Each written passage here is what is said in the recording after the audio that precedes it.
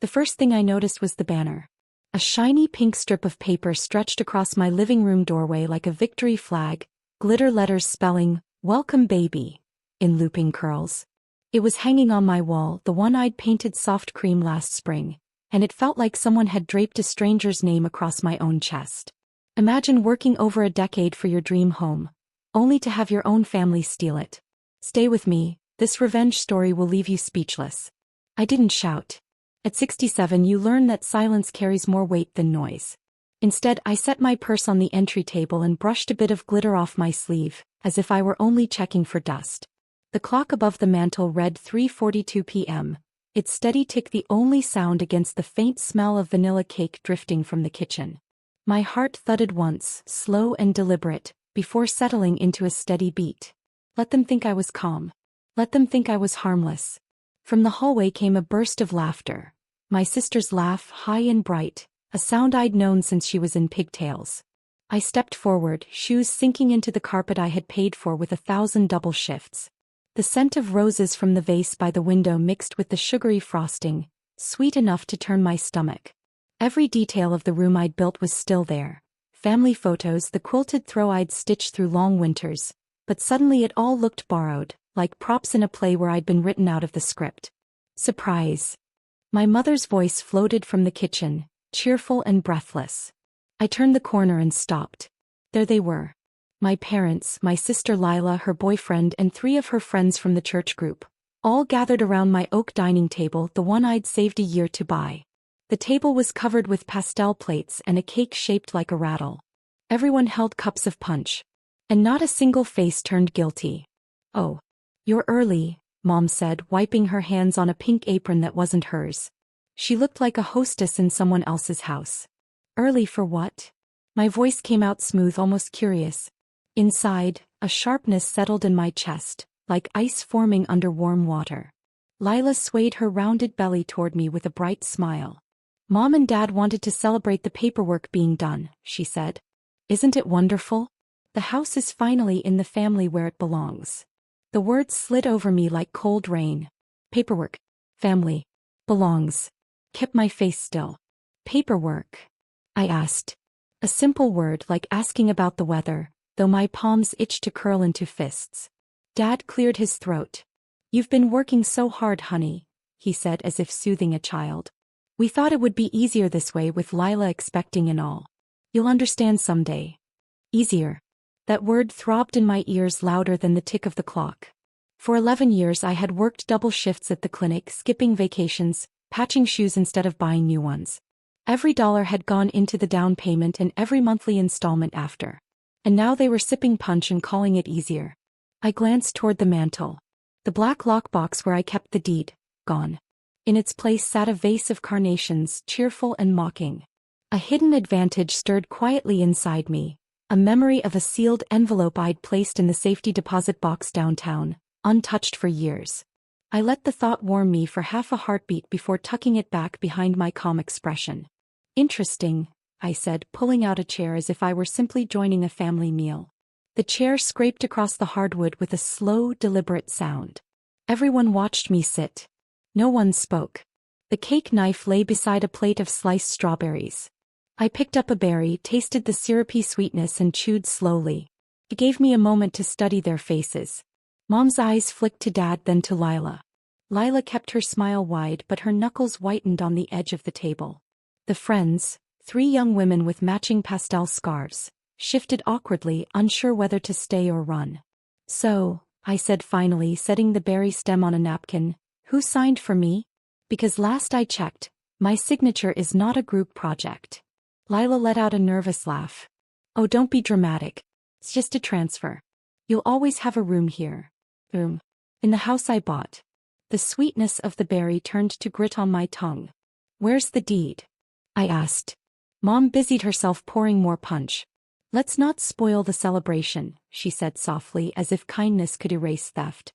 Their evasions filled the room like a slow fog. Every clink of a cup, every nervous glance, tightened the knot in my stomach. I noticed small things I'd never have noticed before. The faint scratch on the table's surface where Dad had once dropped his keys. The uneven tilt of the curtain rod. The The smell of fresh paint from the hallway. Had they already started redecorating? Each detail whispered a quiet truth. They had been planning this for weeks. I stood, the chair legs scraping back with a firm hiss. No one moved. Lila, I said, meeting my sister's eyes. Who handled the bank? Her smile wavered. There's no need for. Who? My voice sharpened just enough to slice through the room. Dad exhaled. It's done, Martha. Let's just be happy for your sister. Happy. The word echoed like a hammer strike. I took a slow breath, steadying the tremor in my hands. Inside, my mind ticked through quiet calculations. The copy of the purchase contract in my office drawer. The notarized receipts in my filing cabinet. And, most important, the certified deed I'd deposited in a sealed envelope at the bank, untouched since the day I signed it. They had no idea. That secret pulsed like a quiet heartbeat beneath my calm exterior. I let a small smile curve my lips. Congratulations, Lila, I said, my voice warm enough to confuse them. Every mother deserves a safe place. Her shoulders relaxed, mistaking my tone for surrender. Mom's eyes softened with relief. Only I knew the smile didn't reach my eyes. The doorbell rang. Everyone jumped. It was only the neighbor's teenage son delivering a misdelivered package, but the sound cracked the tension like a whip. I took the box, thanked him, and set it on the counter, letting the silence stretch after the door closed. Lila cleared her throat. See? Even the neighbors are excited for us. I tilted my head, watching her fingers trace the rim of her punch cup. So sure of yourself, I said softly, almost to myself. The words weren't a threat. They were a promise only I understood. The clock chimed 4. Outside, a car door slammed and a dog barked down the street. Normal sounds of a normal neighborhood.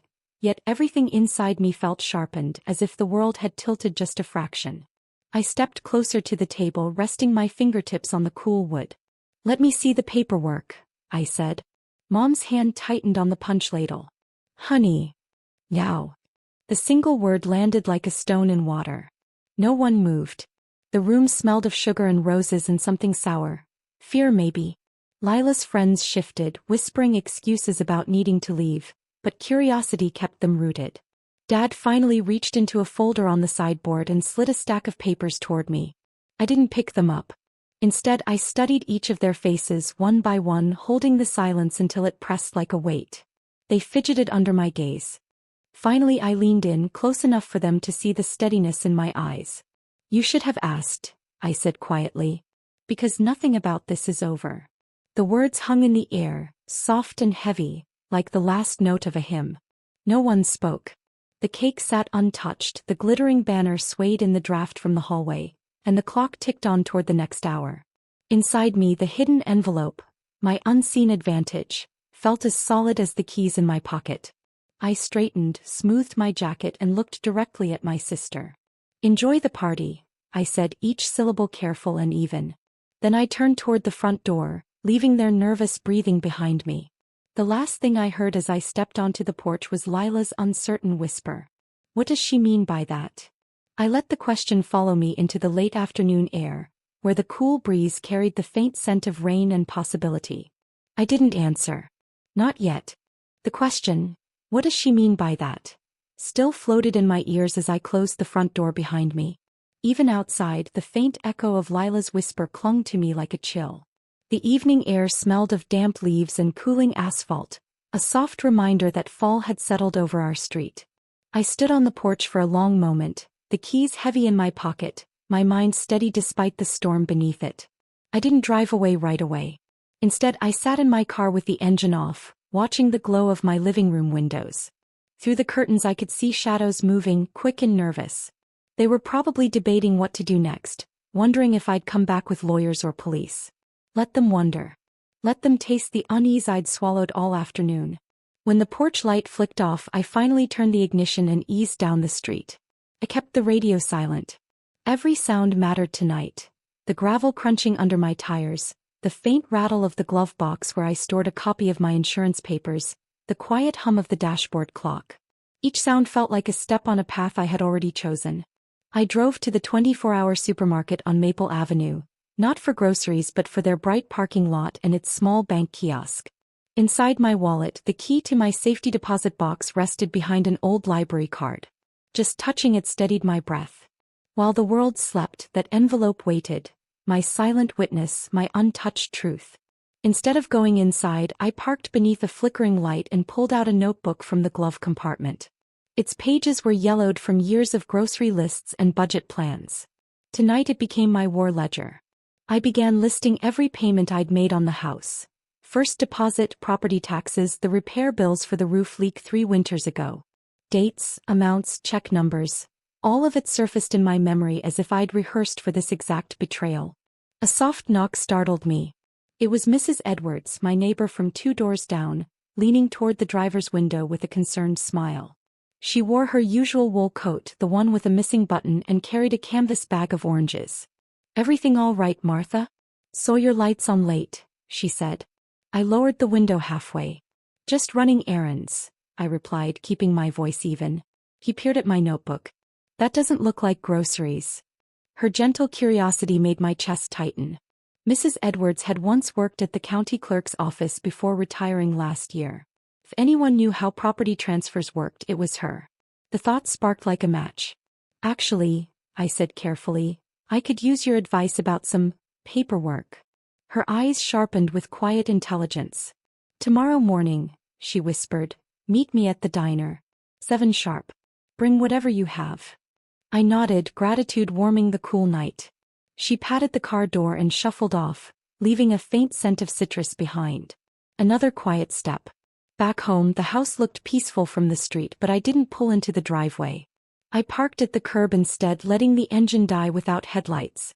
Through the front curtains I saw Lila pacing with her phone pressed to her ear, her free hand rubbing her belly in anxious circles. Dad sat stiffly on the couch. Mom carried a stack of papers into the hallway. They thought I had retreated. In truth, I was advancing.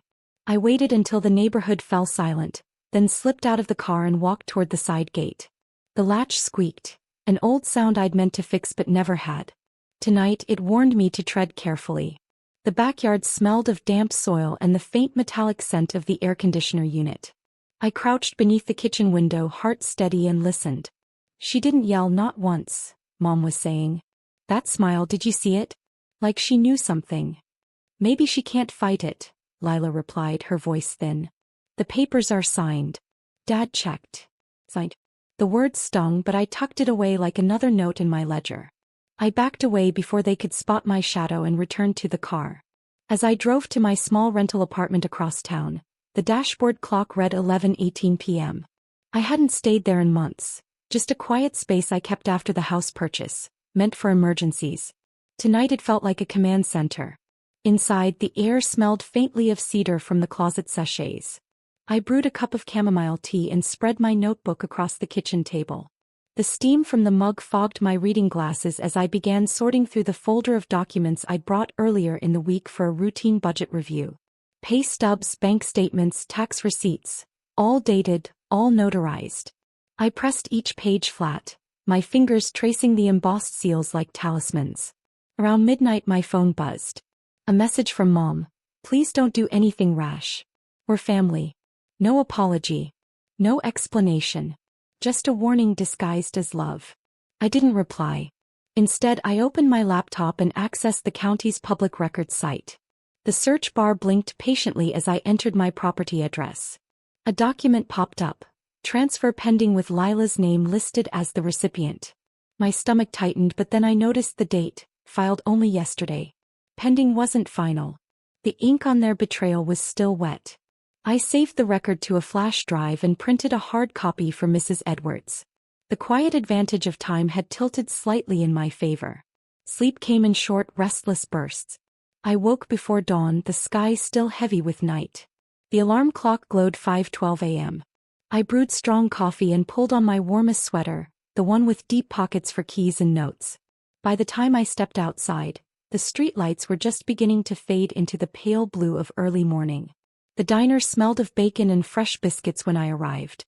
Mrs. Edwards was already in a corner booth with a manila folder and 2 steaming cups of coffee. Her sharp eyes softened when she saw the stack of papers in my arms. "Let's see what they tried to pull," she said. Over eggs and toast, she walked me through the transfer process, explaining how signatures could be challenged if coercion or fraud was suspected.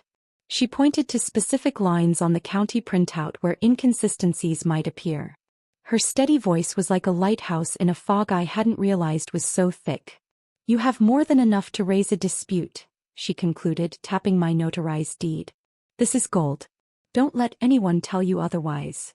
I felt a surge of quiet relief. The envelope in the safety deposit box was still my strongest shield, but now I had allies and a plan. When we finished breakfast, Mrs. Edwards offered a small, conspiratorial smile. "Keep everything close," she said, "and act before they think you will." I thanked her and stepped back into the crisp morning. The sky had shifted to a pale rose, the kind of dawn that promised change. For the first time since walking into that decorated living room, I felt my spine straighten with purpose. Back at the apartment, I spent the rest of the day creating a meticulous timeline. Every receipt, every email from the bank, every home repair invoice found its place in a neat binder. As I worked, memories surfaced. Nights of overtime at the clinic, evenings spent sewing to save a few extra dollars, the quiet pride of each mortgage payment. Each memory fueled my resolve. By late afternoon, my phone buzzed again. This time it was Lila. "Please, Martha. Let's talk. We can figure this out together." The message ended with a string of heart emojis, a child's attempt to soften a crime. I set the phone face down.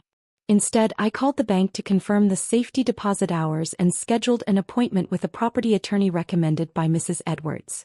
The receptionist's calm voice on the other end felt like another stone placed firmly under my feet. As dusk settled, I allowed myself a single glance at a framed photo on the wall. Me and Lila as children, arms linked, smiling through missing teeth. The sight tightened my throat but didn't weaken my resolve.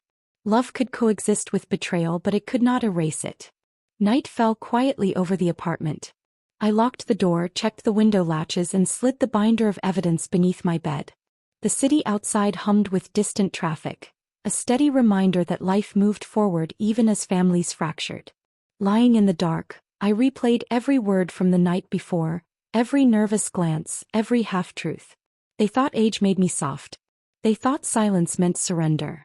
But silence, I realized, is just another form of strategy. Tomorrow I would open the safety deposit box. Tomorrow the real work would begin. For now, I let the darkness settle around me like armor, each quiet breath another step toward reclaiming what was mine. The darkness around me felt like armor, each breath a quiet step toward reclaiming what was mine. Morning arrived without warning, a pale stripe of light sliding across the bedroom floor. I opened my eyes and let the steady hum of the city filter in through the curtains. Traffic murmurs, a distant siren, the soft rustle of leaves outside the window. It was the sound of a world that kept moving while I sharpened my next move. I rose before the alarm, muscles stiff but mind alert. The binder of evidence waited beneath the bed, heavy with every page of proof. I ran a hand across the cover, feeling the raised grain of the cardboard, the quiet strength of preparation. Today silence would turn into action. By 7, I stood in the bank's cool marble lobby, the air smelling faintly of polished wood and brewed coffee from the teller's corner. The clerk recognized me with a polite smile. "Good morning, Ms. Allen. Ready for your box?" Her words carried no judgment, only routine. I nodded, sliding my ID across the counter. Inside the small private room, the metal box scraped softly as it opened. There it was, the sealed envelope I had deposited the day I bought the house. The notary's stamp gleamed faintly under the fluorescent light. I traced the edge of the paper, a quiet pulse of relief running through me. This single document, untouched and certified, was the heartbeat of my plan. I slipped it into the binder and closed the lid with a decisive click. As I left, the cool morning air felt sharper, cleaner. The first piece of the trap was in place. From the bank, I headed straight to the attorney's office recommended by Mrs. Edwards. The lobby smelled faintly of lemon polish and fresh paper, a strangely comforting mix. A receptionist led me to a tidy conference room where framed diplomas lined the wall. Moments later, a woman in her 40s entered with a confident stride. "Ms. Allen? I'm Claire Thompson. Let's talk about your house." Her handshake was firm, her eyes direct. As I laid out the binder, she listened without interrupting, flipping through each page with quick, practiced movements. When she reached the certified deed, she gave a small approving nod. "This," she said, tapping the embossed seal, "is your anchor. The transfer they filed is pending. With this evidence, we can file an immediate injunction and a claim of fraudulent conveyance. It will stop any final registration until the court hears your side." A warmth spread through my chest. Not happiness, not yet, but a steady glow of possibility. "What happens next?" I asked. She explained the process. An emergency filing that would freeze any change of ownership, a summons requiring my family to respond, and a hearing within 10 days. Every word was a quiet hammer striking nails into a solid frame. "Timing is everything," Claire added. "If we act today, the county will serve notice before the weekend. They won't see it coming." I signed the necessary papers, my pen steady despite the adrenaline humming in my veins. When Claire slid the final document across the table for my signature, the pen felt almost ceremonial. Each stroke of ink was a silent vow. Leaving the office, I stepped into the late morning sun. The air smelled of cut grass from the park across the street, a small, ordinary scent that felt almost luxurious. For the first time in days, my shoulders loosened. The trap had been set. That evening, I returned to my apartment and brewed a cup of chamomile tea. The steam rose in delicate spirals as I sat by the window, watching the city lights flicker awake. My phone lay silent on the table until at exactly 8:30, it buzzed with a new message. It was from Lila. "Please call me. We need to talk. Mom is worried." I set the phone face down without replying. Let them feel the quiet. The next morning, I received confirmation from Claire's office. The injunction had been filed and the summons issued. Process servers would deliver the notice to the house within 48 hours. I imagined the knock on the door, the envelope handed over, the sudden shift in their confident smiles. The thought sent a shiver, not of fear but of controlled anticipation. 2 days later the call came. Claire's voice was calm but edged with satisfaction. "They've been served," she said. "They can't finalize anything until the hearing. Keep every document ready, and say nothing to them outside of legal communication." I thanked her, my heart steady but my fingers trembling slightly as I ended the call. It was happening. The first wall of their scheme had cracked. That evening, while sorting mail at the apartment, a knock sounded at my door. Through the peephole, I saw Mrs. Edwards holding a small envelope. Her eyes carried the quiet excitement of someone who enjoys a well-played strategy. "They're in a tizzy," she said as I let her in. "Your sister was pacing the sidewalk this morning. Your father left 3 voicemails on our community line asking if anyone had seen you." I poured us each a cup of tea as she shared the neighborhood gossip. Apparently, my parents had spent the day making frantic phone calls to the county office. Lila's friends, the same young women who had attended the baby shower, were now whispering about legal trouble over brunch. Every detail was another small stone sliding into place. Mrs. Edwards smiled slyly. "Quiet moves win big battles," she said. I couldn't help but return the smile. The following afternoon my phone rang with a number I knew by heart. I let it go to voicemail. Seconds later another call, Mom this time. I ignored it as well. Finally a text appeared. "We need to talk. Please don't do this to your sister." The irony tightened my jaw. They still thought this was about cruelty rather than justice. That night I walked along the river path to clear my head. The water reflected the city lights in trembling ribbons of gold and silver. Cool air carried the faint scent of rain, and the gravel crunched softly under my shoes. Each step felt like a countdown. I thought about the years of double shifts, the late nights balancing bills, the quiet pride of owning something I had earned alone. Every sacrifice now stood beside me like silent witnesses. Halfway across the footbridge my phone vibrated again. This time I answered. "Martha."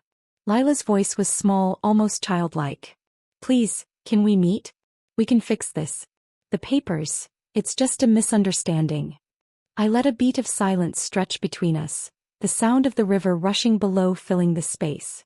"I can't discuss this on the phone," I said evenly. "Everything goes through my attorney now. Martha, please." "Good night, Lila." I ended the call before she could reply. The next morning, Claire emailed the official court date. 1 week away. Attached was a copy of the county's acknowledgement of my injunction. I printed 2 copies and placed them in the binder, the paper warm from the printer. Each document felt like a brick in a fortress I had built with patience instead of rage. Later that day, a knock echoed through my apartment. This time it was a courier delivering a thick envelope from the county courthouse. Inside was the official confirmation that no transfer of ownership could proceed until the case was resolved. I ran my fingers over the raised seal, the texture grounding me like the grain of old wood. That evening I allowed myself a small celebration. A homemade dinner of roasted vegetables and a glass of crisp white wine. The apartment filled with the comforting aroma of garlic and thyme. As I ate, I thought of the house, the one they believed was already theirs, and pictured the quiet panic unfolding behind its walls. They would have to explain the notice to curious neighbors, to Lila's friends, to anyone who asked why the happy transfer had suddenly stalled. Before bed I checked my voicemail. A new message from Dad crackled through the speaker. His voice wavered between anger and pleading. "This isn't like you, Martha. We're family.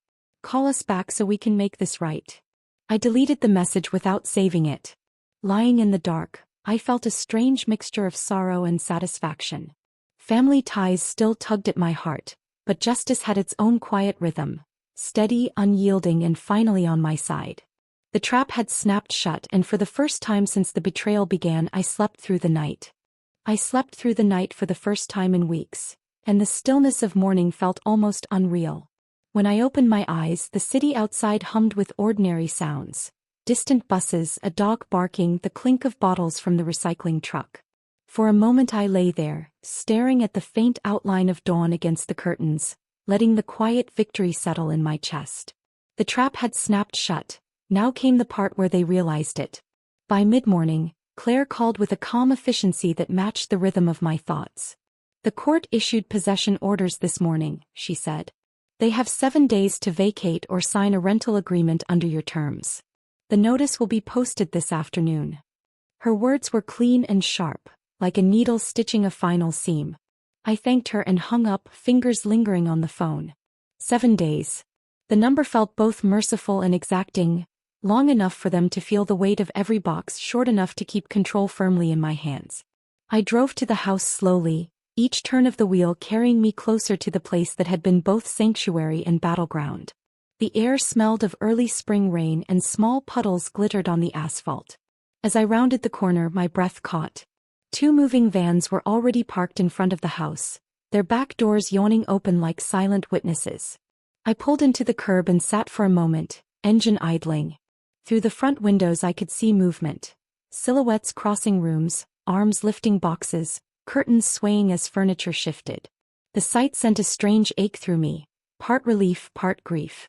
This was the home I had built from years of double shifts and quiet sacrifices. Now I was watching it dismantled piece by piece. Gathering my resolve, I stepped out of the car. The air carried a faint scent of wet cardboard and freshly cut grass. As I approached the walkway, the front door opened. Dad stood there, a cardboard box in his arms, his face pale and drawn. "Martha," he said, voice rough. "We didn't think you'd come so soon." I met his eyes, keeping my voice steady. "This is my house. I have every right to be here." He lowered the box to the porch and rubbed the back of his neck. "No one's arguing that now," he said quietly. We got the notice." Behind him I glimpsed Mom wrapping dishes in newspaper, her movements sharp and restless. Lila sat at the dining table, her swollen belly resting against the edge, eyes downcast. For a moment the room looked like a scene from years ago. Family gathered around a table, until the stack of packing tape and labeled boxes shattered the illusion. I stepped inside, the familiar creak of the floorboards greeting me like an old friend. The air smelled faintly of lemon cleaner and damp cardboard. Each breath carried memories. Late nights patching leaks, mornings of quiet coffee by the window, laughter that once filled these rooms. Now only the scrape of moving boxes and the rip of packing tape broke the silence. Lila rose slowly, one hand supporting her back. Her eyes met mine, full of something between apology and resentment. "Martha," she began, voice trembling, "I never wanted it to come to this." I held her gaze. "But you signed anyway." Tears welled in her eyes, but she didn't look away. "I thought, they said it would be easier for everyone. I was scared. I didn't think you'd fight." Her words stung not because of the betrayal, they had already burned that wound, but because of the quiet assumption that I was too old, too gentle, to defend what was mine. "You were wrong," I said softly. Mom set down a stack of plates with a sharp clink and turned toward me. "This wasn't supposed to hurt anyone," she said, her voice tight. "We thought we were protecting the family. You live alone." Lila needed stability. "Stability doesn't come from stealing," I replied. The words were simple, but they carried the weight of sleepless nights and double shifts. Mom flinched, and for a brief moment I saw the woman who had once taught me the value of honesty. She said nothing more. Dad cleared his throat, trying to bridge the silence. "We'll be out by the deadline," he said. "We won't fight the order." His resignation surprised me. Perhaps the summons had revealed more than I knew. Perhaps Claire's filing had exposed a layer of legal risk they hadn't anticipated. I made a mental note to ask her later. I moved through the house slowly, each step measured. The living room was half empty now, the rug rolled and leaning against the wall. The faint scent of roses still lingered from the bouquet they'd placed during the baby shower, though the flowers themselves were gone. In the kitchen, cabinet doors hung open like mouths mid-sentence. A lone coffee mug rested on the counter, a ring of dark liquid drying inside. As I passed the hallway, I noticed a small pile of envelopes near the coat rack. One bore the county seal. I picked it up without asking. Inside was the official notice of possession, my name printed in bold at the top.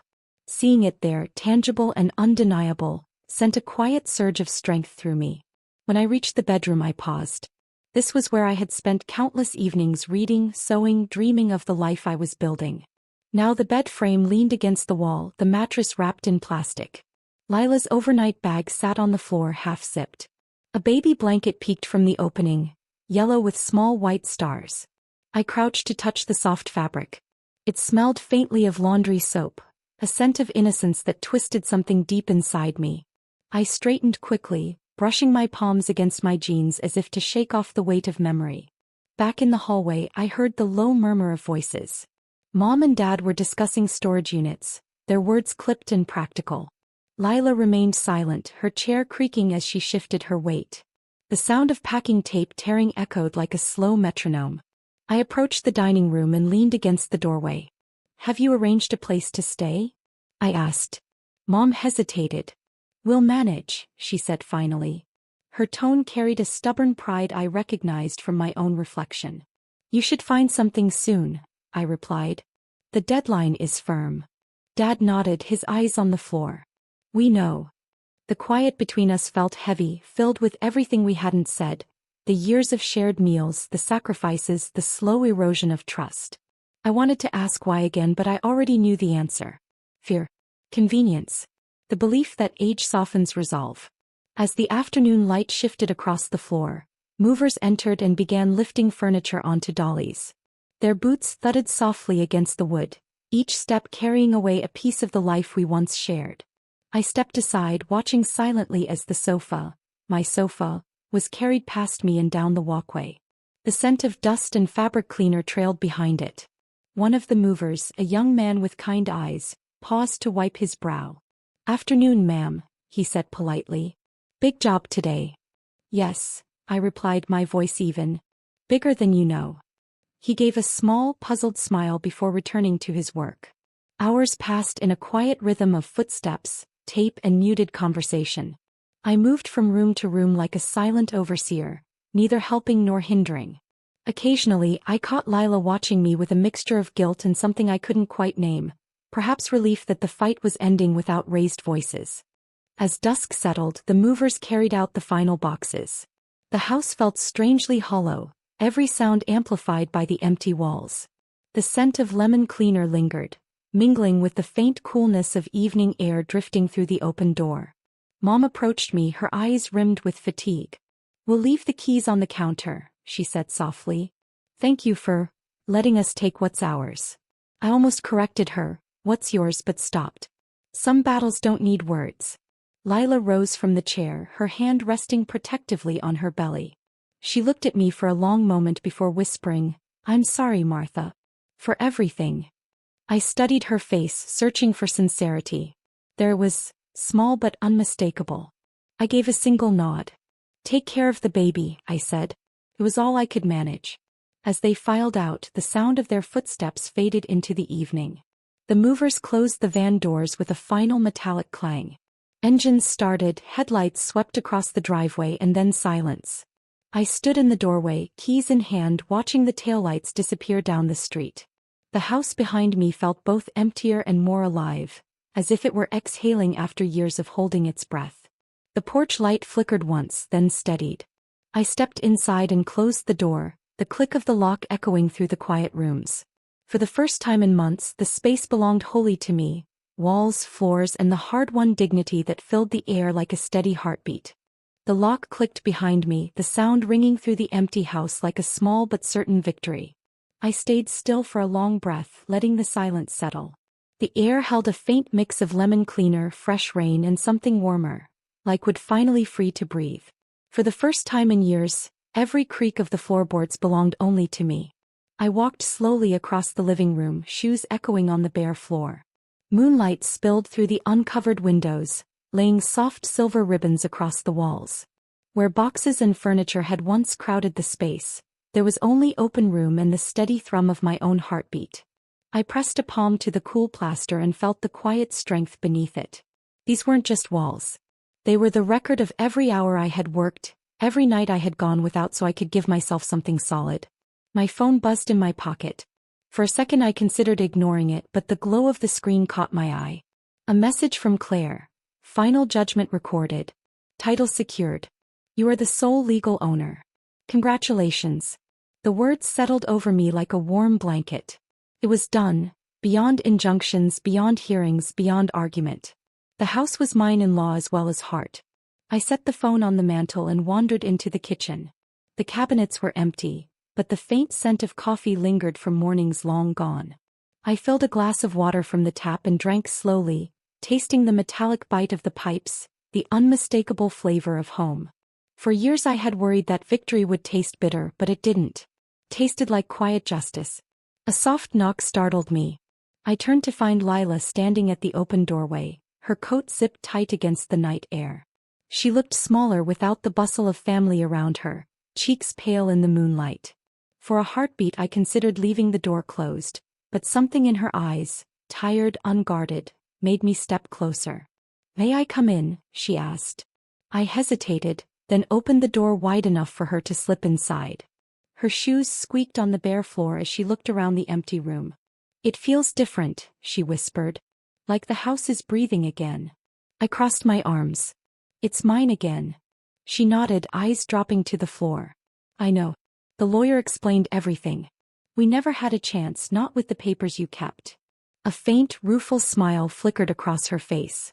"You were smarter than all of us."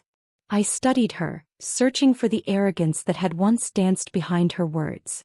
It was gone, replaced by something closer to humility, or maybe exhaustion. "I didn't keep those papers to outsmart anyone," I said. "I kept them because I knew how easily people forget promises." Her hand drifted to her stomach. "I was scared.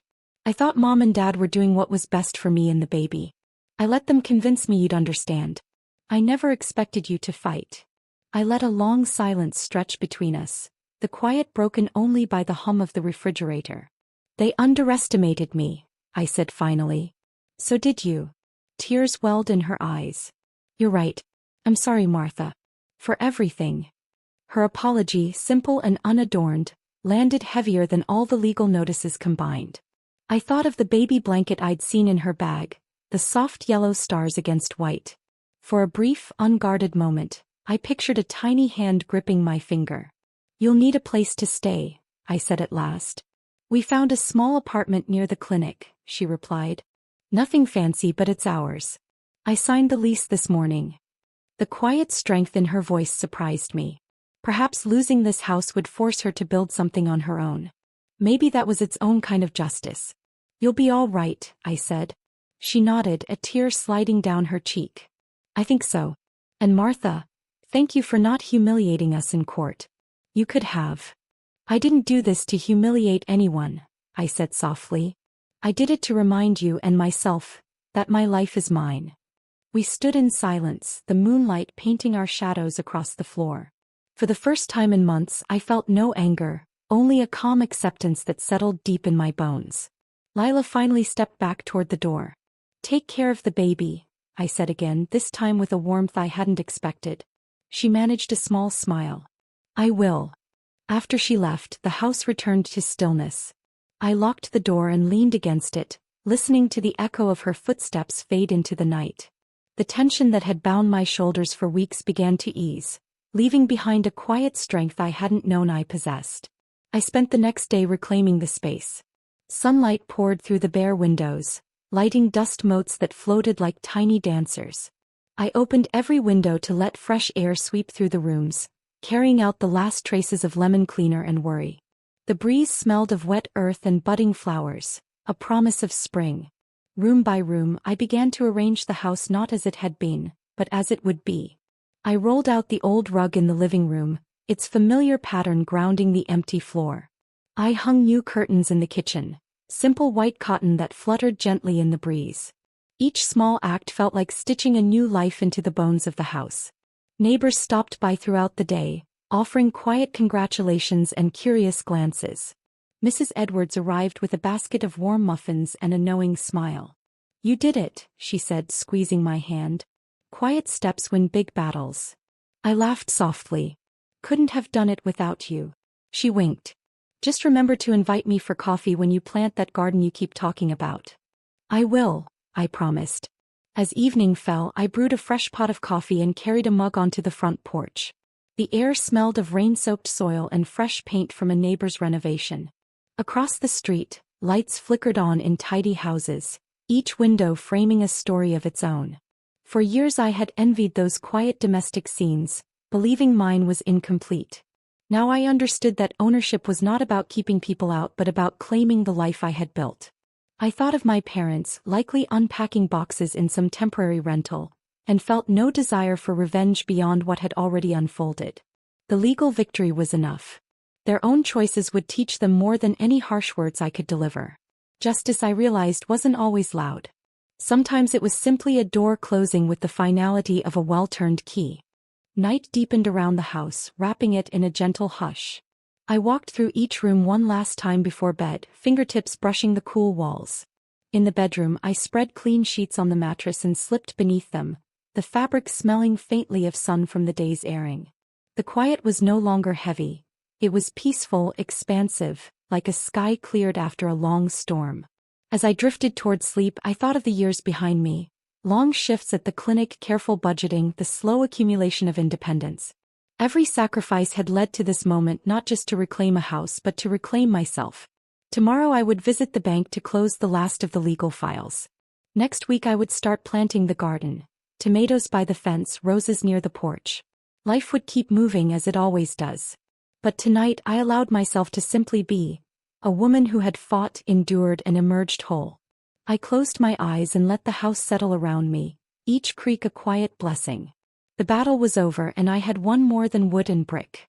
I had won the right to stand unshaken in the life I built, the proof of my own worth echoing in every empty, beautiful room. The house was mine. But more than that, I was finally my own. If this story gripped your heart, subscribe for more dark, emotional tales of betrayal and revenge. Your support keeps these powerful stories alive.